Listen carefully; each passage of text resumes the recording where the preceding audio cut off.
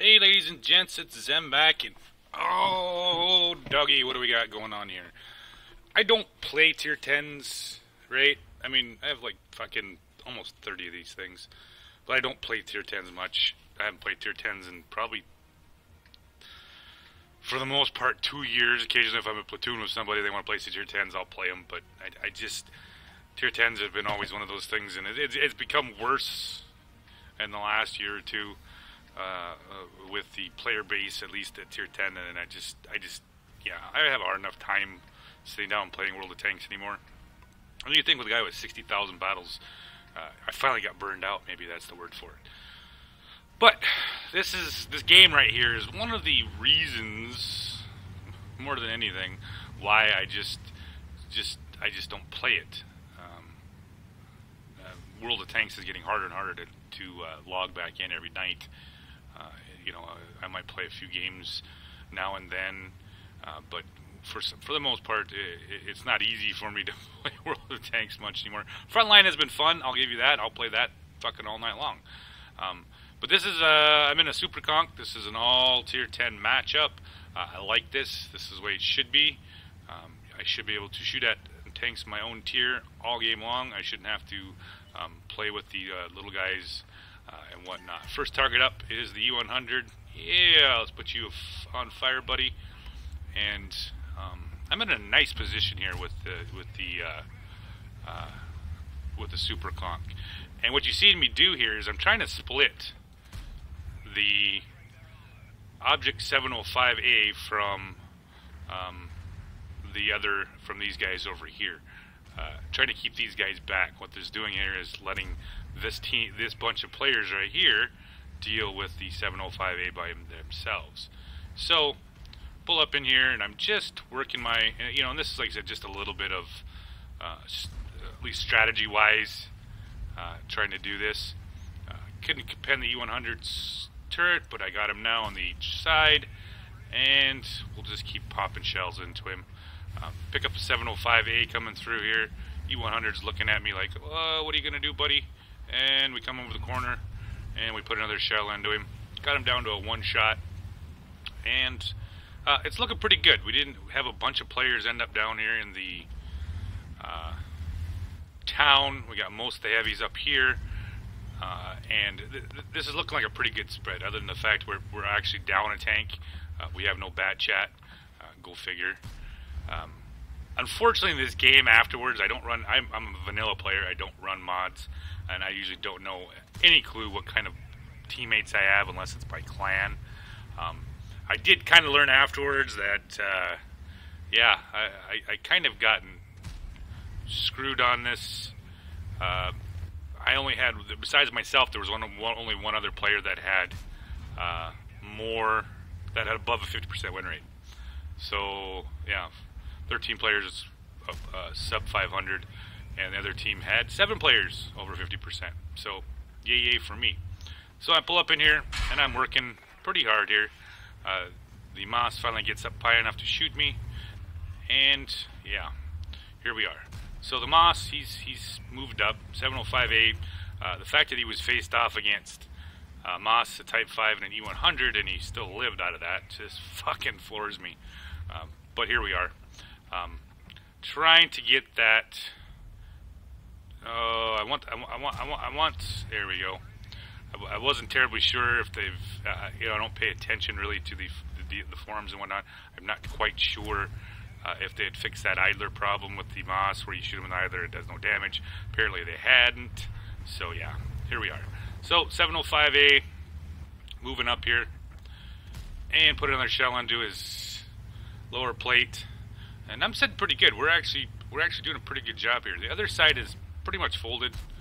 705A decides to go YOLO. They're still holding pretty strong though. They got Progetto 65T. Like I said, the bat chat still hasn't showed up here. Our 2 light tanks. We got 1 light tank and 2 medium tanks still over there alive. However, they get smoked. And it's not looking too hot here, and this is where it's going to get kind of dodgy. So we've wiped out most of the heavy tanks, and we got the Moss left, and we're going to work up here into the Moss and see if we can kill him. They've killed everything over there except for one object. Can't quite get the shot on the Moss.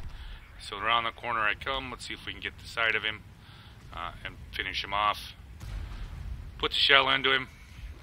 Knock out the Moss. So now we're up 9-6 right now. And this is where it goes sideways. And I'm going to literally I'm going to slow this down here just to kind of explain what I'm talking about here. And I see these games go fucking shit every time, because this is what happens.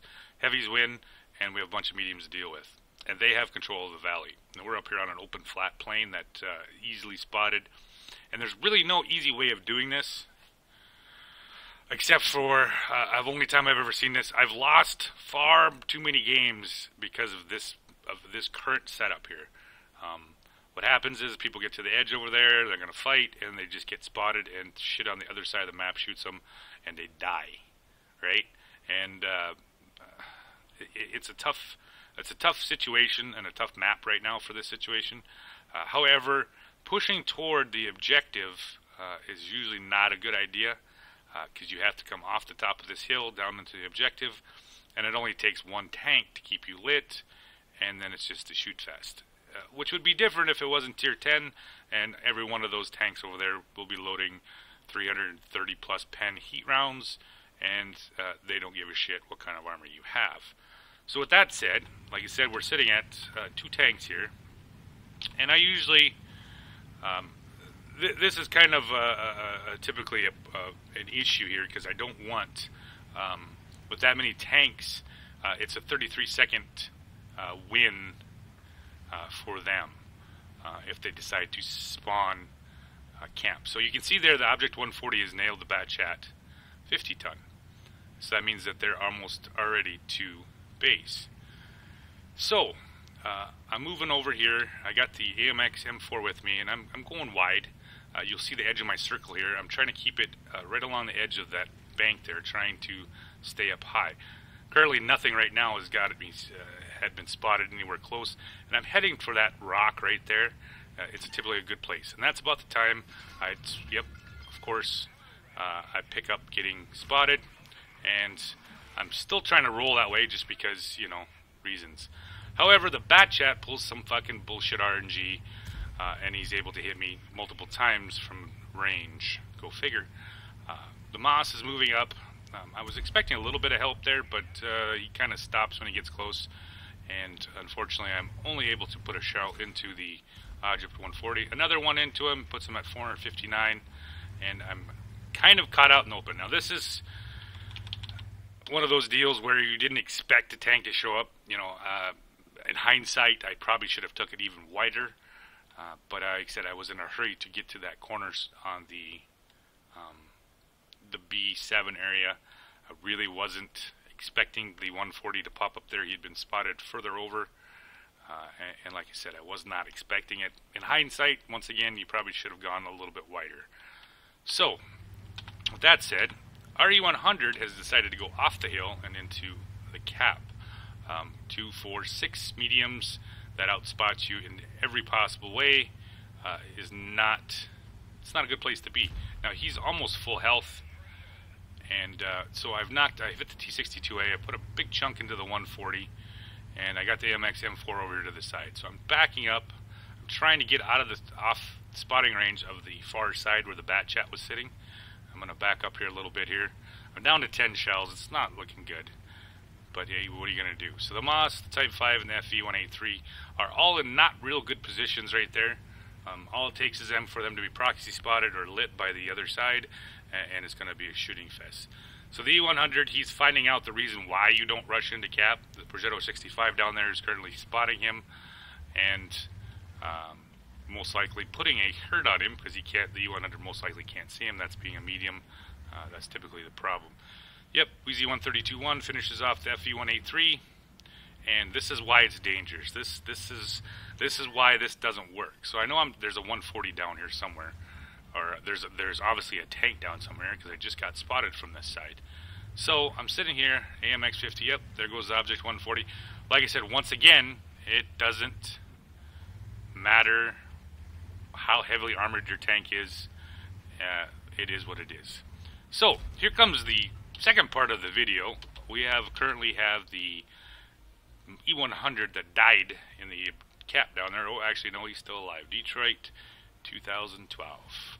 Now, this guy's a real asshole, and I actually got into it with him later on in the after chat. This is one of the reasons why I don't play Tier 10 anymore.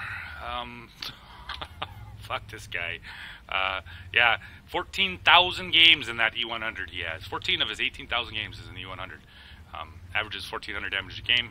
I didn't show it, but he did fire HE this whole match. Yeah, out of an E100 gun. So now, like I said, this is the reason why you don't poke that edge up there. The E100 is already... Yep. So now he's just got rushed by 3 tanks. Typically, the only way I find out that's relatively easy to...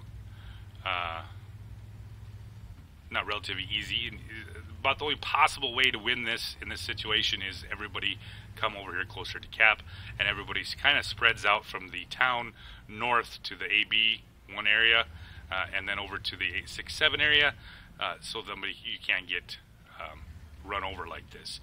Going to where the E100 and the Jagdpanzer E100 is, you're just too wide open. Unfortunately, at this time, I did not see the object until after I got lit. I wasn't paying attention, which is my own fault. However, the E100 continues to complain, and like I said, this game is pretty much fucking trash. This is the reason why, like I said, I have a hard time playing Tier 10s anymore, because the sheer amount of shit you have to do to... yeah, sorry, I got a little salty there. This is the reason why I do get salty. Pushing into that bottom down there is essentially not a very good idea, because you are going to get wrecked. AMX played a pretty nice game, but for the most part, like I said, in the after battle stats, you're going to understand exactly what happened. Yeah, Detroit, you are a genius. So, Wheezy 132 comes flying in. Nope, didn't even bother to aim, just auto-flicked, most likely running some sort of premium round. So yeah, lovely. That's the game in meta right now, or it's been for a while. Just play mediums, load the premium rounds, and yeah, fun. So this is my salty little rant on Tier 10 play. It's just mind-bogglingly, fucking numbingly terrible. I don't even like to venture up here. I just happened to be, because I got done playing my conch, and I really wanted to play the conch again, but I was sitting waiting for it to come out of the game, and I'm like, I'll just jump in the super conch, and, you know, my one fucking game every night that I play of Tier 10, it usually ends up into a shit show. So, with that said, I'm just going to do a little after battle look exactly what I'm talking about when I talk about shit shows. Alright guys, going to do the after battle statistics. I don't usually do this, but this was just how unbelievably bad this was. So this was 8,300 high caliber, 108,000 credits, 14 bonds, blah blah blah. So this is the team score afterwards, of course, and yeah, not a good thing. They had a lot of really good plays on the other team. My friend Detroit 2014, 1,988 damage in E100, mostly with HE shells. 14,126 battles in E100. What can I say? This fucking game just headaches and to no end on World of Tanks anymore. So, kind of give you an idea what happened there. I just don't. I don't know. I'm just about done with World of Wargaming games. So thanks for watching, guys. Sorry for the little rant and salt on this video. It's just been a fucking horrible night. So we'll talk to you guys later. Thanks for watching.